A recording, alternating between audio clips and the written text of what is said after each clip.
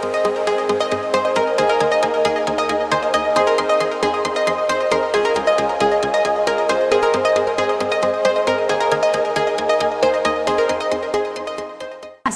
warahmatullahi wabarakatuh. Hai pemirsa, berjumpa lagi dalam acara Bistik, bincang asik tentang ilmu kesehatan bersama saya Wida Nurul Isna. Hari ini tema kita tentang masalah laktasi. Tentunya saya tidak sendirian. Telah hadir bersama saya Ibu Dianti Barliani SKBDN. Beliau merupakan seorang konselor laktasi dan bidan praktisi di Rumah Sakit Umum Daerah Pangeran Jaya Sumitra, Kota Baru. Hai Ibu, gimana kabarnya Bu?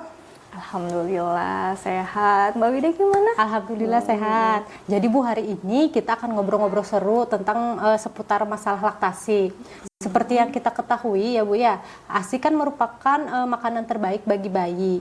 Dan tentunya sebagai seorang ibu, kita pasti ingin memberikan yang terbaik di awal kehidupan buah hati kita. Walaupun dalam prosesnya sering menemukan kendala atau masalah ya, sehingga ibu menyusui itu bingung gimana cara mengatasinya dan harus kepada siapa, berkeluh kesah gitu ya Bu ya. Dan mungkin ini pertanyaan yang banyak ditanyakan. Sebenarnya konselor laktasi itu apa sih Bu? Oke. Nah, saya akan memberikan informasi ini secara singkat aja ya. Karena sebenarnya konselor laktasi itu ada beberapa tingkatan. Nah, jadi seorang konselor laktasi itu adalah tenaga profesional yang mendapatkan pelatihan jumlah jam tertentu dan bersertifikat untuk membantu ibu-ibu dalam proses menyusui. Dan bantuannya pun tidak hanya sekedar bantuan yang langsung, tapi secara emosional, support sistemnya bagaimana, perkembangan mental seorang ibu itu bagaimana. Jadi seorang konselor itu lingkupnya besar. Karena kan saya juga sebagai tenaga medis.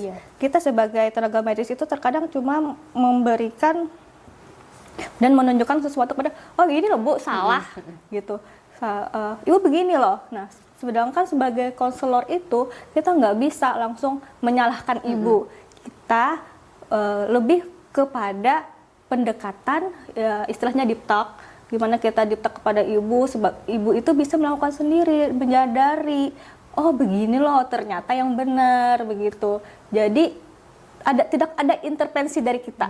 Kita mengajarkan tanpa menggurui, memberitahu dengan lembut sampai ibu itu tahu, oh begini, ibu tuh sadar, oh begini loh ternyata, oh ternyata aku tuh salahnya di sini, begitu Mbak Wida. Nah, terus Bu, mungkin banyak nih pertanyaan juga dari ibu-ibu yang menyusui nih. Sebenarnya apa sih Bu keuntungan menyusui bagi bayi itu? Keuntungan menyusui bagi bayi tentunya banyak sekali.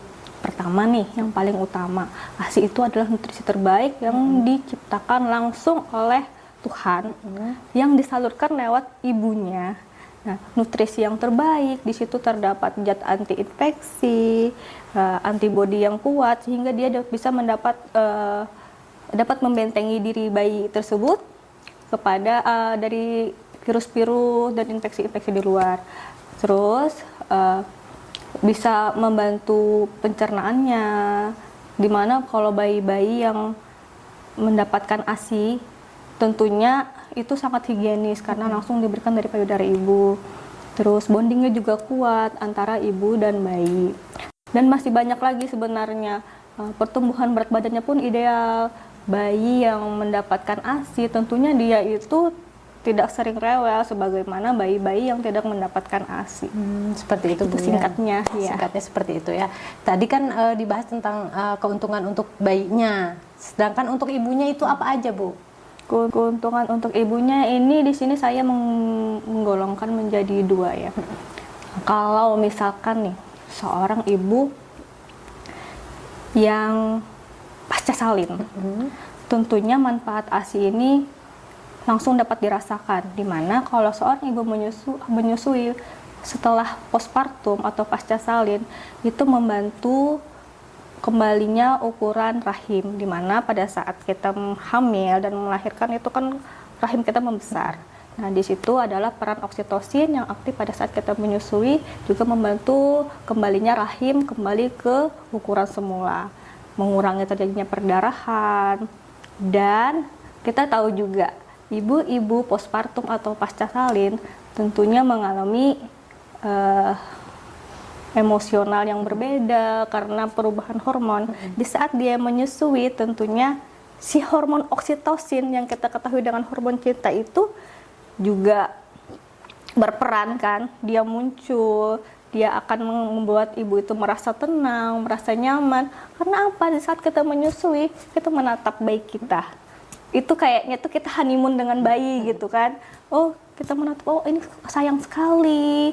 Ada orang yang kusayangi, aku merasa tenang gitu. Asal ibunya mendapatkan support yang baik gitu.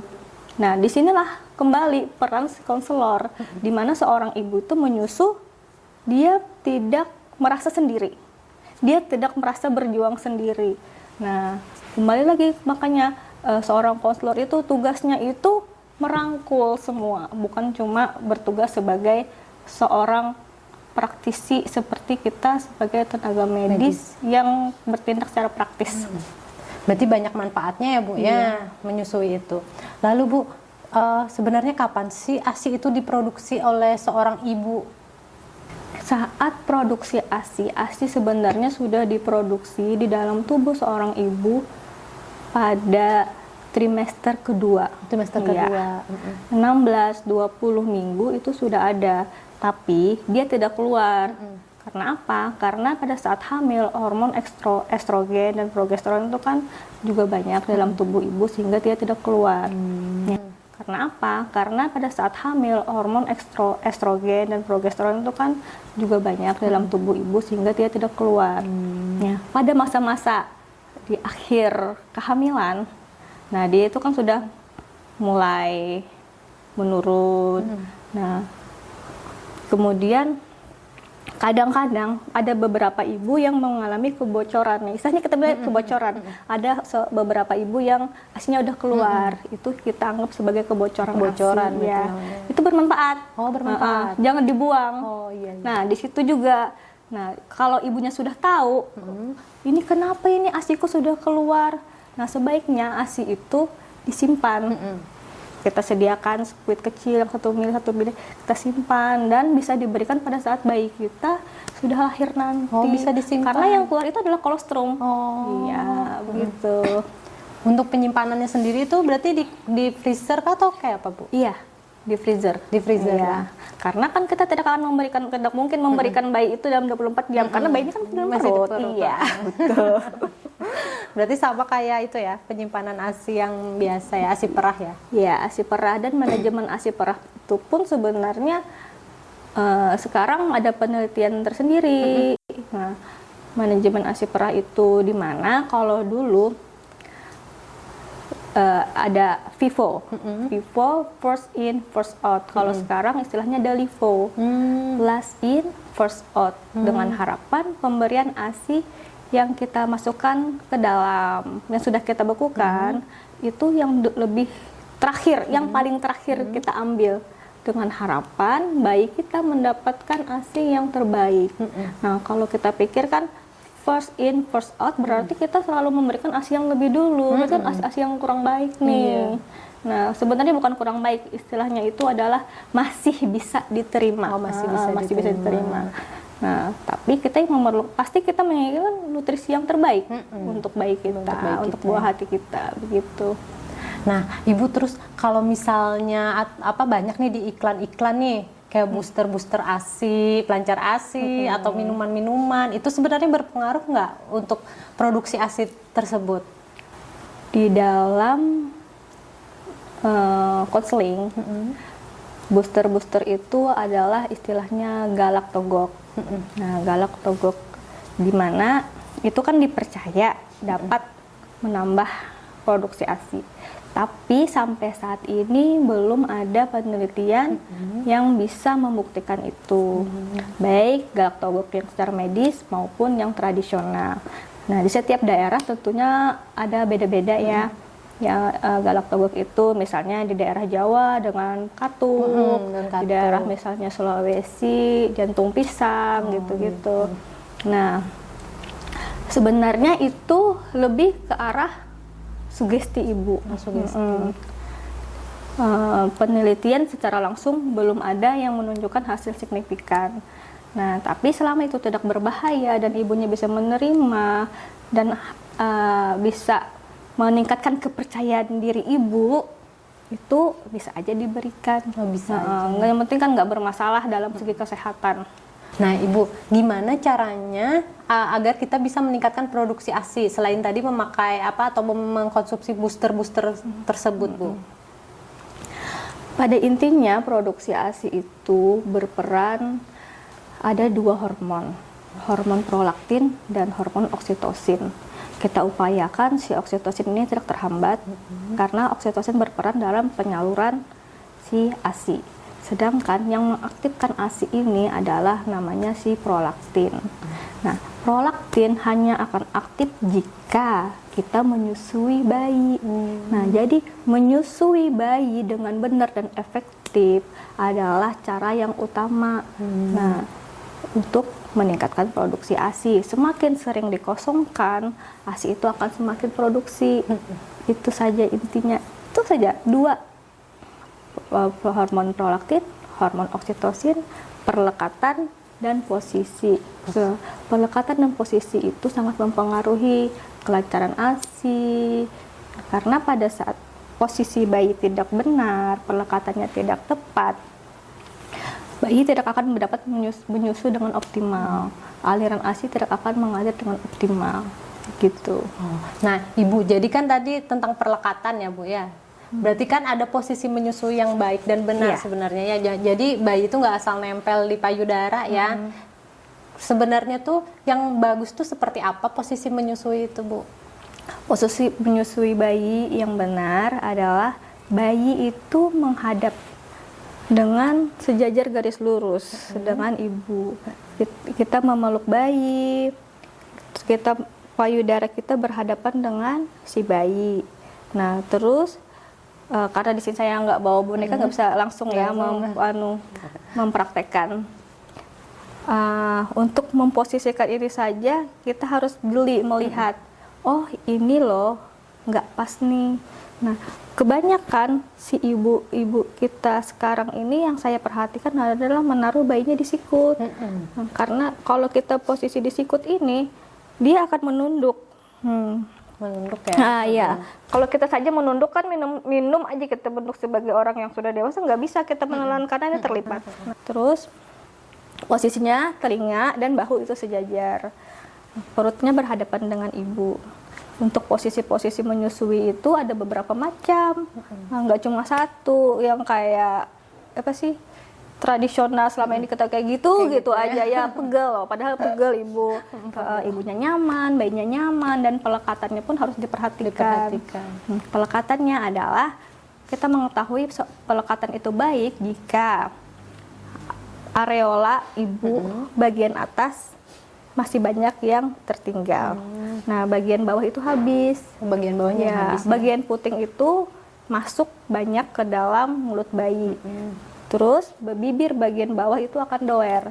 Nah, pada posisi pelekatan yang tepat, hidung itu akan otomatis menjauh. Karena kan ini kan nekan nih, kayak gini nih, dia menekan, bibir doer dan kayak gini kan. Nah, hidungnya akan menjauh otomatis sendiri. Jadi tidak ada bayi itu sesak napas, tekan payudara ibu gitu. Walaupun segimana gedenya payudara, dia kan otomatis akan menjauh karena kan ini yang menekan, nempel dia ke payudara ibu. Gitu Mbak Wida. Terus Bu, kalau misalnya kita tahu nih bayi kita nih puas menyusui dan berapa lama sih biasanya tuh seorang ibu tuh menyusui maksimalnya tuh, adalah ketentuannya? Nah, kalau secara ketentuannya sih nggak ada, karena tiap bayi itu beda-beda dan si ASI itu pun unik, dia akan produksi sebagaimana keperluan bayi. Pada dasarnya, kalau awal-awal bayi usia awal itu dia akan menyusu lebih lama, karena kan refleks isapnya juga dia pelan-pelan menyusunya sekitar sampai 20 sampai 45 menit. Nah, untuk bayi-bayi yang sudah beberapa bulan dia akan 10 sampai 20 menit. Tapi isapannya sudah mantap. Kalau kan kadang kan bayi-bayi udah usia beberapa bulan kan isapannya sudah mantap tuh. Begitu. Nah, kalau misalkan bayi-bayi kecil, bayi-bayi baru maksud saya, bayi-bayi baru itu dia akan cenderung lebih lama dan lebih sering. Menyusu 12 sampai 20 kali dalam sehari. Terus kalau kita memastikan apakah bayi itu sudah mendapat cukup ASI, kita lihat bayinya. Bayinya tentu akan tenang, ya. tidurnya nyenyak, terus peningkatan berat badannya ada. Nah, kalau bayi-bayi yang kurang ASI tentunya dia akan sering gelisah. Sering gelisah, bolak-balik, ada dia refleks mulutnya itu mencari-cari puting, terus menjulurkan lidah, seperti itu. Berarti tanda bayi menerima ASI yang cukup itu tadi tenang dan berat badannya bertambah. Iya, itu ya, Bu, yang paling utama. Kita bisa memantau lewat KMS. Oh, KMS ya. Nah, Bu, kan komunikasi bayi itu yang utama tuh menangis nih. Iya. Gimana caranya kita membedakan tangisan bayi yang lapar dan tangisan bayi yang lainnya itu? Gimana caranya, Bu? Nah, tentunya ini akan dipelajari ibu sebagaimana dia sudah semakin lama dia merawat bayinya, tentu kan ada ikatan bonding. Oh, ini bayiku lapar. Tapi kebanyakan bayi itu akan menangis jika dia kelaparan. Dia menangisnya tuh kencang, ya sering kencang, dan ini loh wajahnya itu kemana-mana. Dia akan mencari-cari gitu. Terus sering menjulurkan lidah, terus tangannya mengepal begitu. Oh, berarti itu tanda-tanda kalau bayi kita mau menyusui lapar yang kita gitu. pelajari. Pelajari ya. Nah, terus Bu, ada nggak Bu kondisi yang dimana kita itu tidak bisa menyusui bayi kita secara langsung? Adalah kondisi seperti itu, Bu? Tentunya ada. Nah, seperti yang kita alami kan, saya sebagai petugas bidan praktisi di rumah sakit tentunya sering menghadapi ini, di mana misalnya seorang ibu melahirkan secara SC. Nah, SC terus itu bayinya lahir dengan tidak bugar.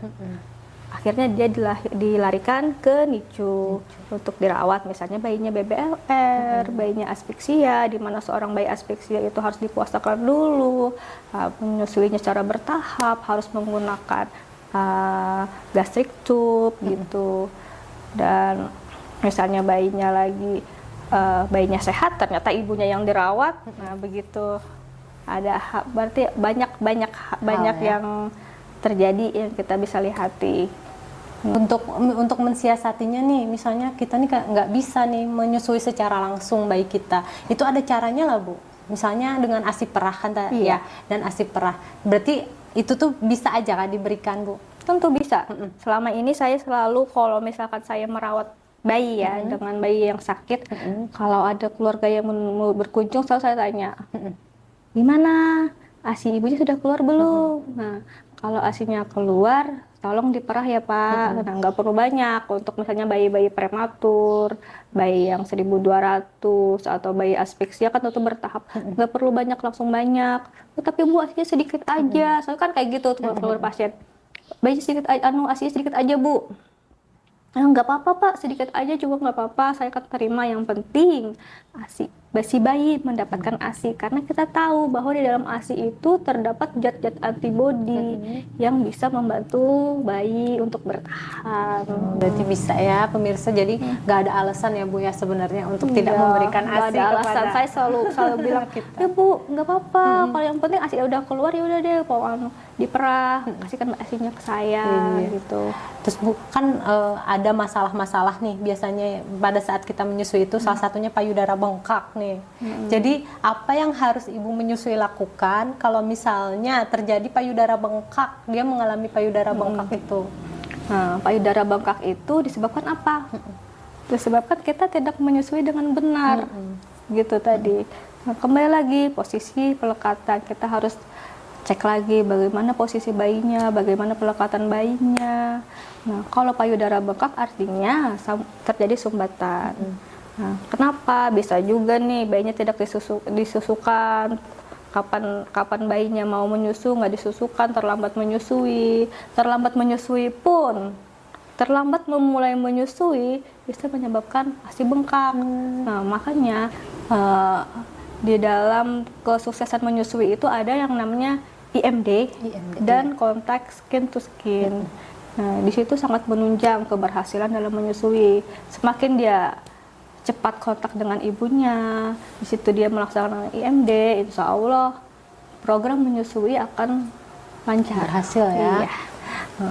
Terus Bu, kalau misalnya puting susunya nih yang lecet nih, gimana nih cara mengatasinya? Jadi kan males nih nyusui karena sakit.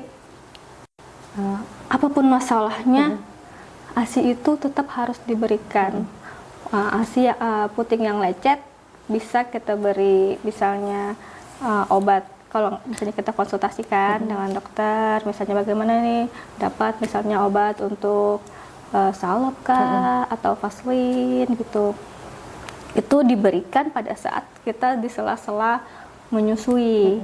Nah, tapi kita tetap menyusui bayi, yang penting tidak berdarah gitu. Yang penting ya. tidak berdarah. Ya. Ada tipsnya Bu, ada tipsnya lah Bu. Kalau misalnya kita tidak mau puting kita tuh lecet pada saat menyusui. Kembali lagi kepada posisi dan pelekatan. Jadi intinya kita menyusui itu adalah posisi dan pelekatan dua itu yang paling penting. Kita harus pelajari.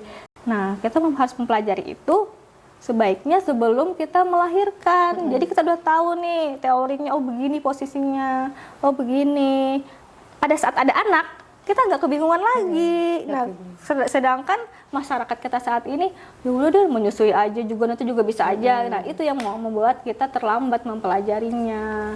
Terus ada bukan kayak kebiasaan nih sebelum menyusui katanya mengeluarkan ASI dulu sedikit, dioleskan ke putingnya. Iya, Nah, itu bisa juga mencegah lecet. Ya, karena ASI itu sendiri sebagai pelumas dan membuat pelembab alami untuk puting kita. Oh, jadi itu mencegah lecet ya pemirsa ya, bisa mengeluarkan ASI dulu.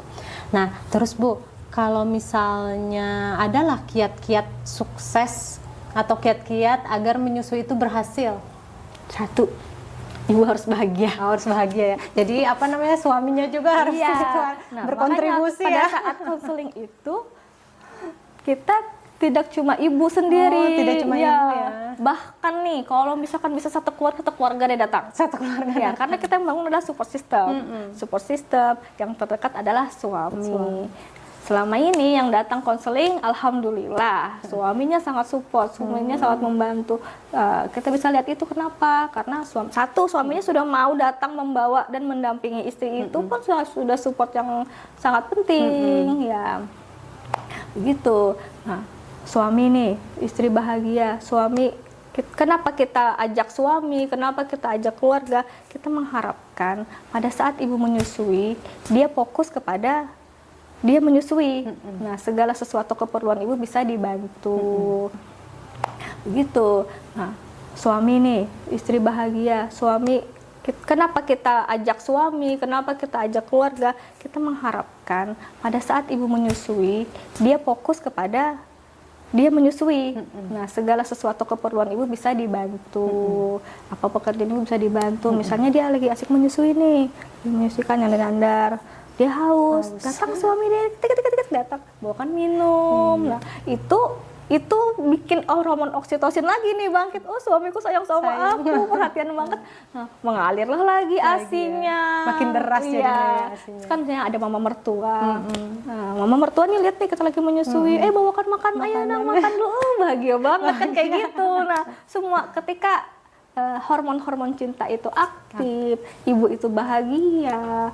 Nah, dia akan ASI-nya akan lancar ya. Nah, terus dia menyusui, bayinya pun dapat ASI yang cukup. Insya Allah sukses ya. Berarti sukses menyusui itu nggak cuman faktor dari ibunya ya, tapi keluarga dan terutama suami harus mendukung juga ya Bu ya. Nah, ini Bu pertanyaan terakhir nih, kapan seorang ibu atau calon ibu itu sebaiknya menemui konselor laktasi Bu? Iya. Mencari informasi tentang menyusui sebaiknya itu dilakukan pada saat trimester akhir di 28 sampai 36 minggu. Diharapkan seorang ibu sudah memahami kiat-kiat menyusui, bagaimana secara teori, dia juga sudah praktek nih dengan konselor. Oh, apa-apa yang masalah kemungkinan akan dihadapi. Jadi dia sudah bisa menghandle. Terus setelah melahirkan, karena di situ dia memerlukan nih langsung pendampingan, bagaimana sih saya harus menggendong bayi saya, bagaimana saya memposisikan bayi saya. Kemudian setelah beberapa bulan pasca melahirkan, artinya si bayi sudah berusia 2-3 bulan kan. Nah, di situ bayi akan kembali mengalami growth spurt. Growth spurt itu adalah peningkatan perkembangan di mana bayi itu akan sering menyusu, sering rewel, terus dia akan mudah terdistrak. Nah, itu juga saat-saat penting untuk seorang ibu mendatangi konselor. Nah, kemudian saat apa lagi? Saat ibu menghadapi masalah-masalah kayak puting lecet, bendungan payudara, terus bayinya menolak menyusu, begitu. Jadi Banyak ya Bu ya. Berarti seorang ibu itu menemui konselor laktasi bukan hanya pas ada masalah ya sebaiknya, Ya. tapi dari kehamilan dari usia 28 minggu tadi ya sebaiknya sudah berkonsultasi, harus sebaiknya sudah berkomunikasi dengan konselor laktasi. Betul. Nah, baik Bu Dianti, terima kasih atas informasi dari Ibu. Mudah-mudahan bisa menambah ilmu dan wawasan para ibu-ibu dan calon ibu ya tentang menyusui. Ya, semoga dapat membantu semua ibu-ibu baru dapat dalam memperoleh informasi menyusui ya. Nah, baik pemirsa, kita telah sampai di akhir sesi. Bagi pemirsa yang menyaksikan tayangan ini, jangan lupa like dan subscribe di @stickofficial_id. Saya Wida Nurul Isna selaku host pamit undur diri. Terima kasih atas perhatiannya. Mohon maaf apabila ada kesalahan. Wabillahi taufik wal hidayah. Wassalamualaikum warahmatullahi wabarakatuh.